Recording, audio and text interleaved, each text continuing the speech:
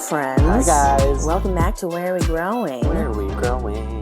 Oh, yeah. Oh, yes. Today, it's a fun week.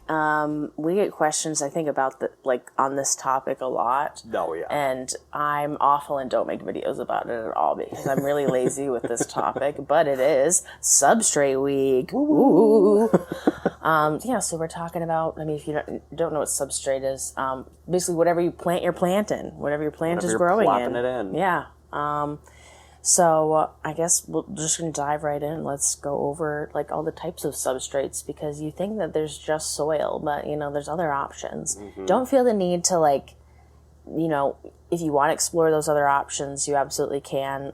We're going to be going in depth to some of them. We're going to be mainly talking, I think, soil for this one, but besides soil, what else is there, Brandon? There's leca, there's pond, there's perlite, there's moss, there's water, there's aquatic plants. There's plants that can live in water. We were just at PetSmart last night, though, and they looked pretty sad. The PetSmart plants are usually not that good.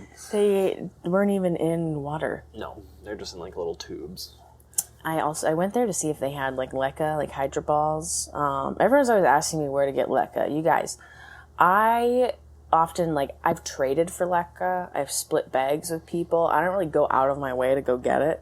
I could go to a hydroponic store, wherever you are. Just Google hydroponic store near me. I'm sure there's one near you if you're in a busy area. They're hidden everywhere. Yeah. But they will have leca there on the low. So that's where you get it. Where a lot of people get it. You can get it at IKEA. It is pretty much the same thing. There are people who don't like it compared to other leca, but I don't know. I've had people give me plants in leca that are in the IKEA leca, and I don't mind it. So that's not a big deal to me. All I've ever used. But also besides. Well, apparently you can order fun pastel colored ones from Germany. What? Yeah, that's super expensive. It's $50 for an IKEA size bag. But it's really cute. Cute leca? Mm-hmm. What the heck? I'm going to have to look that up. I actually saw, I was going to mention this because we're going to be going in depth into leca in a different episode. But if you are curious about leca, there's a good Facebook group called Lazy Leca Crew. Shout out to everyone in that group. Shout out to the creator of it. It's really fun, and you can ask any questions you want. I just saw a question today of someone asking, saying, please don't laugh at me, but I've been soaking my leca for a day. Is it supposed to get soft? Because it's still really hard. Yeah, it's you can ask anything. Everyone's there to teach you. There's no dumb questions. See, when you said that, I was thinking, she was like, is it supposed to get soft? It did get soft. Oh, no. She's she was just waiting for it to. And we're no, compare it to terracotta. It's just gonna be wet and it's just gonna stay like that. It's not gonna, soften. Anywho. But yeah, there's people who grow plants in straight up perlite and pumice.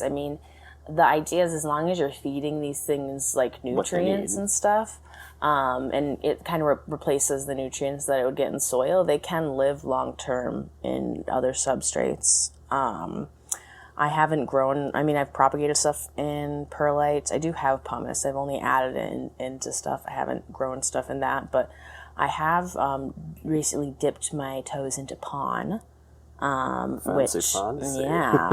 Which basically is very European. A lot of the people over in the UK or whatever, over in Europe and stuff, the plant people have their stuff planted in that. It's very fancy. It's been pretty hard to come by up until recently in the US, right? Yeah, and I think, you can also join, I think there's a DIY leca and pon group as well on Facebook. You can mix up your own. It's not that many, not a lot of stuff. But the thing that's more appealing about that, and I did a TikTok trying it out for the first time recently, is you don't have to feed it nutrients because there's slow-release fertilizer in it. Mm-hmm. That's, awesome. That's so easy. And then if you get, the fancy, pond, pots, they have that little moisture meter thing that lets you know, when the water's getting low. How handy. That is so handy. I like that. I feel like all pots need that. Yeah, and that's, people think that's really complicated, but honestly, I feel like figuring out soil is harder than that. Oh, yeah. I don't know, why don't we start there? I guess because plants aren't sold in that. Plants are sold in soil. Mm-hmm. So you start with soil. And it is, it can be a lot of work moving something from soil to these, other substrates. That's why I rarely do it. Yeah. I don't have enough time in the day to clean I always roots.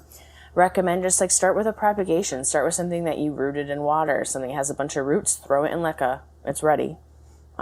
Easy peasy. But maybe I should do that because I have some Ansonii cuttings that I got, and I just don't want to deal with them. I'm like, ugh. I really want to try string of turtles in semi-hydro. Which, by the way, semi-hydro or passive hydro, semi-hydroponics, that's like another word for not having your plant in soil, basically. And part water, part something else, but it's not soil. And not fully water. Not fully water either. But yeah, I don't know. I've really been liking it. The thing that I really like too about that stuff, and we'll be talking about this more, but when it's stuff's in semi-hydroponics and in that setup, I feel like I can go on, when I go on vacation or I go out of town, I don't worry about those at all. Yeah. I just fill up the reservoir and they're good to go. They're not going to decline rapidly. It's not it's not ready to water yet. I can't I don't want to water it before I go and overwater it. No, it's fine. And I don't feel the need to, if everything was in semi-hydro, I wouldn't have to have people come and check on my plants, which we just mentioned this a couple episodes ago. I don't have anyone check on my plants anyways unless I'm gone for over a week or something. Plants can handle it. I know we check on them every day and it seems like we baby them when we check on them all the time, but they can go several days without you. And then it's a treat because then you come back and you're like, oh my God, they're look growing. At all this. They might even like it, honestly. They're probably like, leave me alone. Jesus. Your grubby hands off me. But let's talk about soil for beginners. Yeah. Just as a new plant parent, what do you need to know about soil? What were some mistakes you made? Well, thinking that all soil was created equal was a big mistake for me. I got into a lot of the Miracle-Gro stuff. And although I'm sure if you mix it up right, it's totally fine. But it definitely... If you jazz it up, treat it. Definitely isn't, I would say, plant ready for the most part. If you have plants that even the cactus mix, it's still very heavy. So I feel like if you have plants that love moisture, it's probably great. But for what I was using it for, was not. Not good. Yeah, I feel like I did learn. I'm like, oh yeah, cactus, they need their special mix, and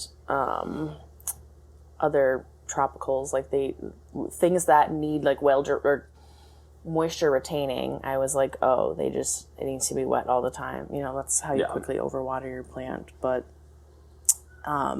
thinking I could just go buy soil and that wasn't it. I didn't learn about fancy soil for a while. Well, see, I learned about all the different add-ins, but back in 2010, the succulent craze, they were like, you don't get a pot with drainage. Drainage is bad. You layer your soil. You have your charcoal layer, your sand layer, your soil layer. So I had all these things. Should just mix them together and put some drainage. But I was like, gotta layer it perfectly, just like the internet says. All for aesthetics and not for the good of the plant itself. And nowadays, after this whole plant craze, there's a bunch of pre-mixed soil out there. You don't have to feel pressure to mix your own. That's why I don't make TikToks about my soil mix, because I don't mix my own. I'm lazy. Yeah.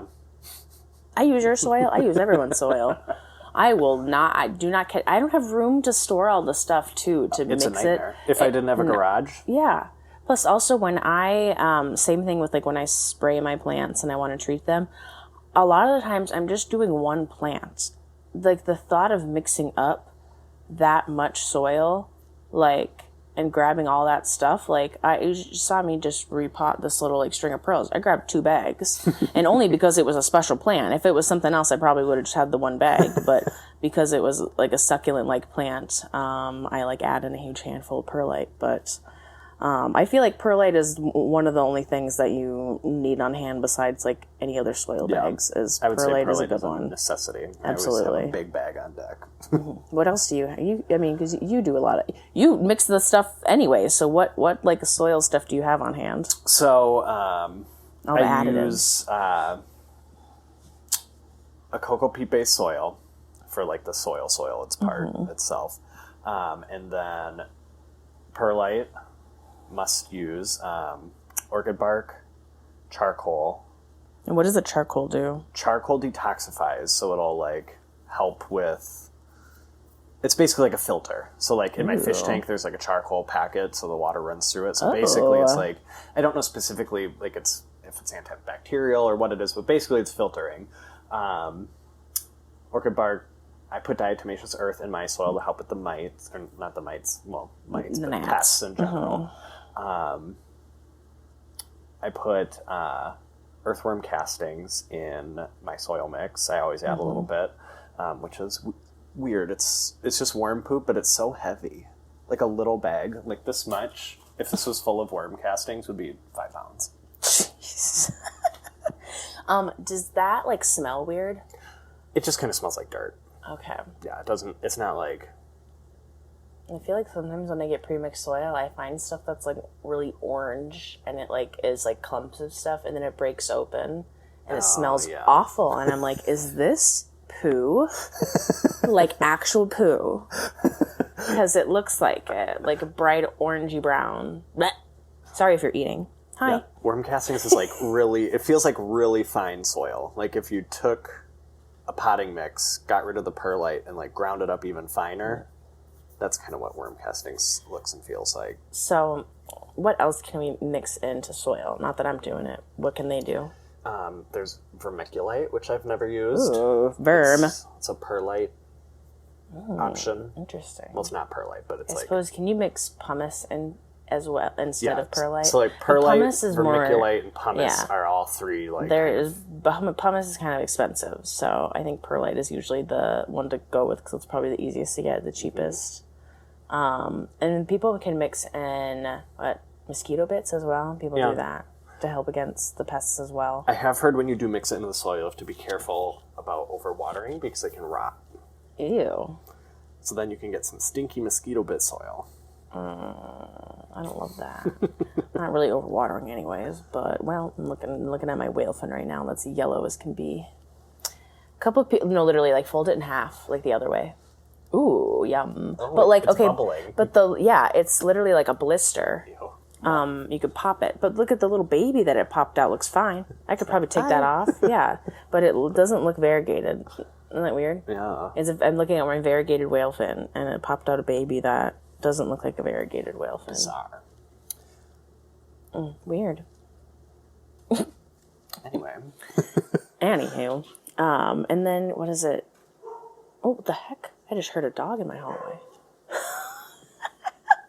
We are actually recording at my apartment today. We were at your place last week for last week's episodes, which was actually recorded yesterday. You know how it is.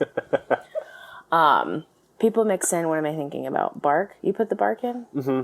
And then, some people add in sphagnum moss as well. Yeah. Chunks of sphagnum moss. I don't usually, just because I find, depending on the plant, it's harder to, because like when you grow a plant in moss, it's like all sticking to the roots. Like it just like creates this kind of like sticky ball mess. It retains too much moisture in there. I find it more beneficial to top dress your plant with the moss. I do that a lot with my alocasias and like velvety philodendrons.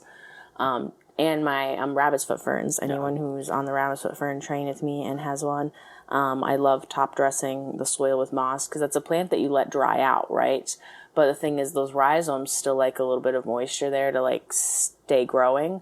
So keeping some like moss on top and like keeping that moist and still letting like the soil under there dry out. I don't know. I feel like it makes for a happier plant. I really only use it for like my staghorn ferns. I'll do like 60% sphagnum moss, 40% potting mix and perlite. Yeah, look at my staghorn behind you. It's sad as can be. It's so I do not water that thing enough. Feel how dry it is. Yeah. Oh, no. And that's what happens all the time. It's still growing. I have little new fronds, but it does not love me at all. Boo-hoo. Well, what do you think that people need for, in general? There's a couple different like things that, I don't know, differences in houseplant soil for cacti versus like normal houseplants. what do people need to get for like cactus soil? What I do for cactus soil is I'll take like not a chunky aroid mix, like not one that's like super filled with bark and perlite, or not bark and perlite, bark and charcoal, just because they have smaller root systems usually, so they're not like able to kind of wrap around those like they don't like the big chunks. Like an aroid would. Oh. And so I'll make sure it's just not as chunky, and I'll throw in extra perlite and sand. Yes, I was thinking sand. That's a really, and I also like top dressing those guys too with like a layer. I love the little rocks. It looks so cute too, or like some pumice on top, and it also helps stabilize the plant too because they can be a little tipsy. Yeah, because you let they can be really shallow root system. So I like to use like a deep pot for cacti as well, so that I like plant it deeper in there and it can like hold itself up. Always in terracotta too. Because you're letting that soil dry out and then it gets very top heavy. And I hope I don't get to the point where I need like a stick on my cacti. I don't need any, that sounds like a hazard, honestly, having like giant cacti and then having to move it all the time. I mean, speaking of, I'm looking at your scar right now. Yeah, Brandon bleeds a lot for plants, I guess. You're just bleeding all the time. It's beyond me. I don't know how many times I've bled for plants. Not often. I'm very careful. I say that now. We'll see. I'm careful with my plants. I'm just not careful with my body. You know what? Actually, I'm clearly the other way around because I break my plants like willy nilly. But I've like never broken a bone. I'm very I just also don't go in harm's way. I'm afraid of harm. Yeah, I Terrifies stay me. away. I've only had stitches once on my chin. What happened there? I was real twisted in college, and I tripped and fell like a penguin. And had to be taken to that hospital at the Eau Claire dorms. The one that's like across the street from, like in the parking lot of Oak Ridge Hall. That's where I lived. Not the parking lot, Oak Ridge Hall. Okay. A lot of people ask me, how often do you have to change your soil? They're asking, like, how do you, like, know when to repot? But, like, in general, like, when should you be changing your soil? I think a good general rule of thumb is every year, every other year, depending on the plant's growth. I think people feel like they have to repot all the time. And depending on if you fertilize, too. Yeah. Because there are plants that have been in the same soil for 10 years and they're just thriving, you know? So I think it just kind of depends on the plant itself and how it's reacting to what it's in. And You can tell when soil's really old, it will almost like, I don't know, it's like, it almost just breaks apart and it's almost like either it's like hydrophobic or it literally feels like sand. I'm just like, this is the sand of a corpse. And then sometimes it turns like spongy when it gets hydrophobic, you know, it's like just one big mess. Yeah, you can't even like, you break it off in pieces. It doesn't even like crumble apart anymore. Yeah, so when your soil, like, this isn't looking like fresh anymore, you know, maybe it's time for repot. Like, sometimes you might not necessarily have to upsize your plant. I mean, it depends on the root situation. Really, you don't always have to move up a pot. But I actually don't very often. Yeah, it's sometimes a different shape too. Like sometimes I'm like, oh, I need to go to a wider pot, a deeper pot. It's not always like much bigger. And a lot of times too when I'm repotting, I've talked, I guess, in a couple of videos about my reasons for repotting, which is usually if I'm really just bothering it for no reason, it's changing the substrate when I'm going from like soil to leca or something, or I'm like, I think I'd rather put this in moss, or this water prop is ready to go in soil or something. Other than that, when we buy plants from the big box store, I'm tempted to repot immediately. I mean, I don't want that soil at all. Yeah, no, absolutely not. I just repotted this string of pearls, because, I mean, I like to repot them anyways, because the soil that they're in is just, it's usually like not as well draining as I want it to be. And by well draining, I mean like, I want more perlite in there. I want it to be like a little bit more chunky and not just like straight coco coir or peat or whatever that's just gonna like be wet all the time, because pearls, stuff like that, string of things and succulent like things retain their moisture on their own. They hold on to their moisture. They don't need soil that does that. That's a quick way to get root rot. And also like succulents tend to have thinner root systems too. Oh yeah, absolutely. Really delicate, and that's why they can rot quicker because they're once they start, they're gone. Oh yeah, that's why I'm not afraid to wait until stuff like that looks like it needs water, because it will tell you. Mm-hmm. It's like I'm a little bit sad. Yeah, I feel like pretty much just carnivorous plants are like the only ones I have that like want to be wet all the time. Oh yeah, that's. We didn't pick up distilled water yesterday. Oh damn it! That's I got so distracted by all the good food. I know. We literally got bags and bags of groceries, and we were and you got a plant too. I was like, I need distilled water, and then that thought just left my head. We didn't get distilled water. I still have some. It's not like I'm like, oh. Yeah, me too. But yeah, speaking of carnivorous plants, that's what I need the distilled water for. I keep pretty much all my carnivorous plants in little trays, and I just try and keep that tray filled up with distilled water. I don't know if my pitcher plant likes it as much. Are those things fine with like drying out a little bit like a normal plant? Like, what do you do? I find that you have a huge one. Yeah, I find that they can dry out a little bit. I don't, because previously, so my 2 that I've had, I have 4 pitcher plants total right now. Mm-hmm. The first 2 that I've had for a while, they just have a pot with no drainage, essentially. Mm-hmm. And so I just water them every couple of days. I now have 2 sitting in trays of water, and I can't tell how well they're doing at this point. Like, they seem to be growing, but then they also seem to be yellowing off near the base. So I don't really know. I'm confused because my pitcher plant is it's maintaining all the pitchers that it's had, and even when I got them, they seem to had been getting bigger when I brought them home. And it's been throwing out a bunch of new growth, but none of the pitchers are like coming in. And then also all the new growth, maybe I'll show you after, all the new growth seems to be really like sad, like it has halted. It's like, what are you doing to me? I wonder if it needs more light, but I'm just like, I don't want to. Pitcher plants need like direct light. They need like the more light you can give them, the better. Yeah, it's just like near my grow light in that bathroom, which after using my light meter, that thing does not get off. Yeah. A lot. Because I was actually just deep dived into it a couple weeks ago. You know what? I should bring it out here. Yeah. That's what I should do.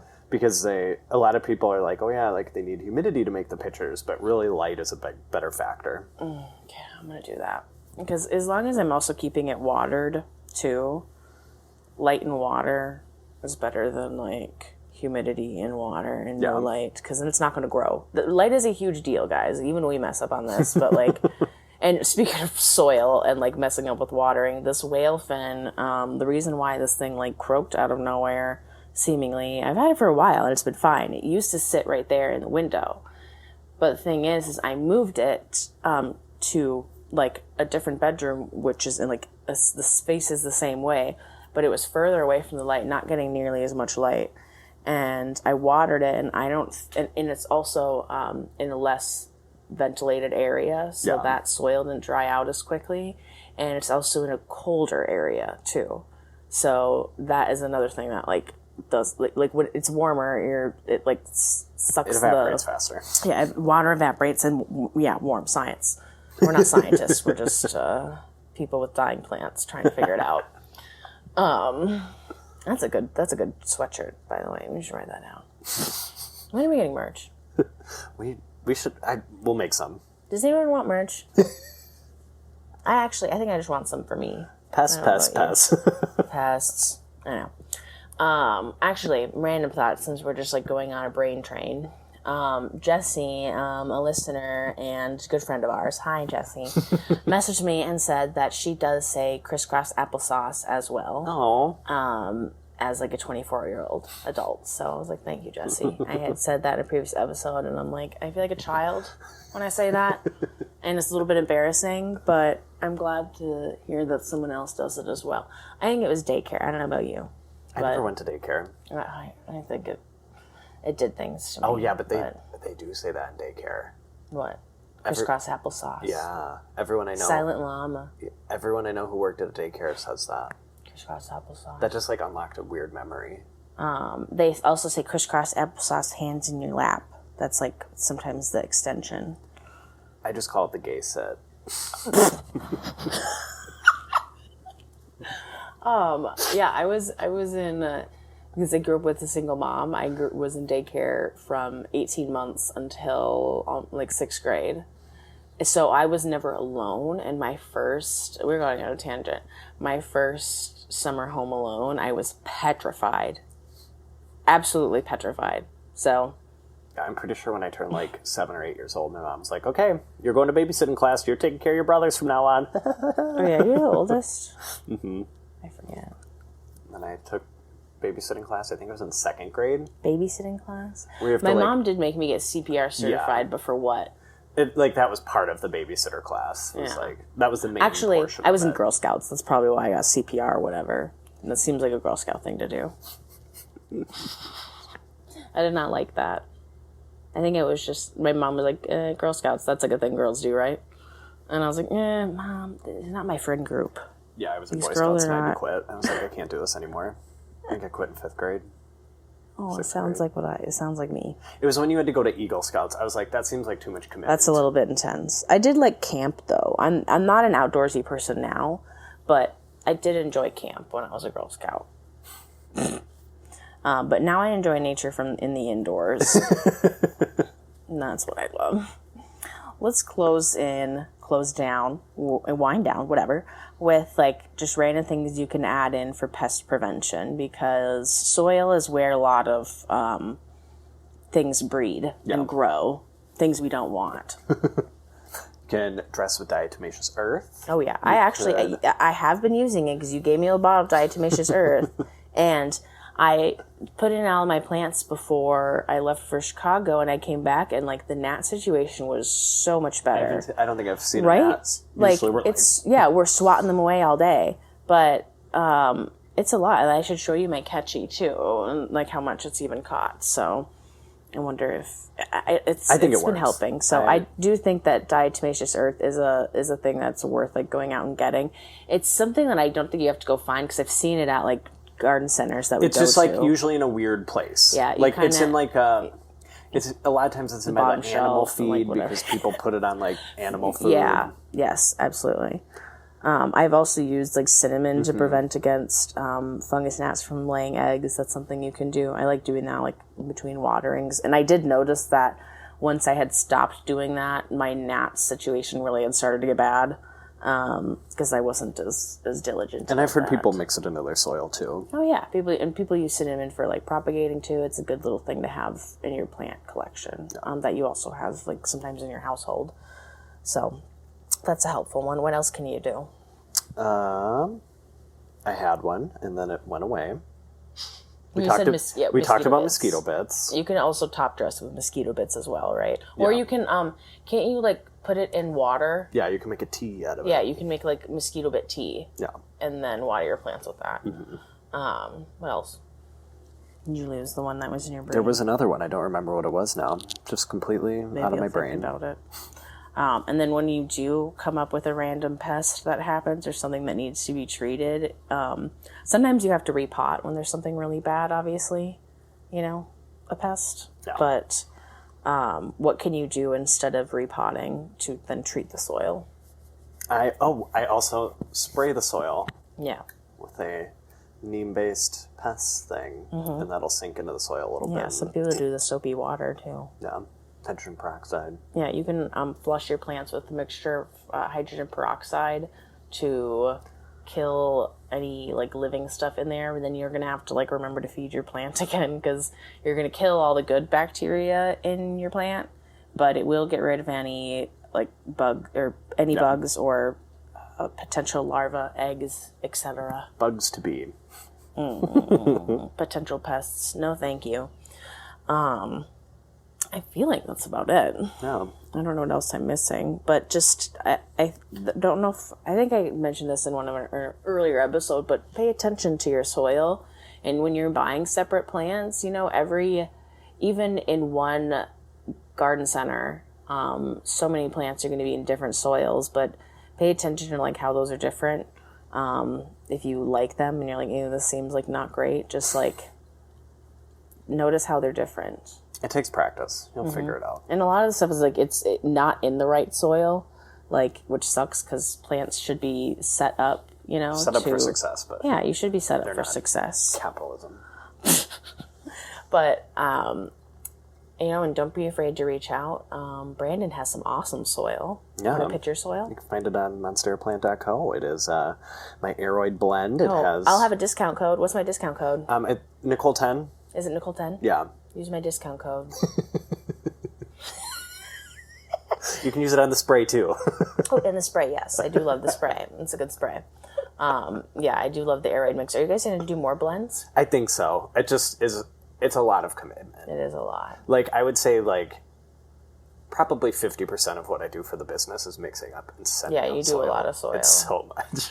But it's nice. It's really, and you guys have big bags too. You can get it in like 1 pound or 5 or whatever. No, there's a 3-pound option too, but we'll be fully stocked next Monday. So then That's today. Oh yeah, it will be today. So yeah, you Go can get use, soil. you can use Nicole 10. 10. But yeah, I would like to do a cactus mix, and I don't know about more moisture loving mix because I'm not a big fan of moisture loving plants for the most part. So it's just, Yeah, it's just, I feel like I don't mind using aeroid. If I'm like repotting a calathea, I don't mind using an aeroid mix. It's not. you just water It's a not little that more. serious. Yeah, and I'll top dress that with some moss. It's whatever. It's not that serious. Those are plant like Marantas and Calatheas. I'm not as picky about their soil, and things like snake plants, ZZs. But then like everything else, I'm like, you need something kind of special. All the other houseplants. Treat yourself. Yeah, pay attention and love on your plants. They deserve the best, and soil is a big factor in the health of your roots and the health of your plant. So. Yeah, we'll see you next week. Hopefully with a fun guest. Well, the end of the week, because we have 2 I always episodes. forget that it's. You will see you on We'll see you in a few Thursday. days. Yeah, we'll have a fun surprise. So come learn some more about a fun substrate that we get a lot of questions about, or I do. I don't know about you.